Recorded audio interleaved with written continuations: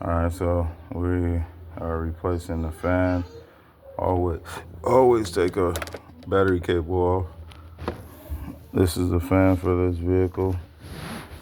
I actually took the headlights out because it's just, I don't know, easier to get to. But I don't know if you can, let me turn the light on. I don't know if you can see that. It's like right there.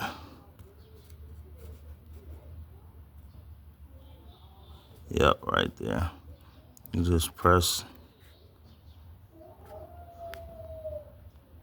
it with a flathead screwdriver and then just pull at the same time you press. And then it just pulls right out. Okay. And if you look, the fan has these little tabs on it. You just pop it, it comes straight out, literally. Let me see if I can do it while I'm holding it. Hold on, let me redo it.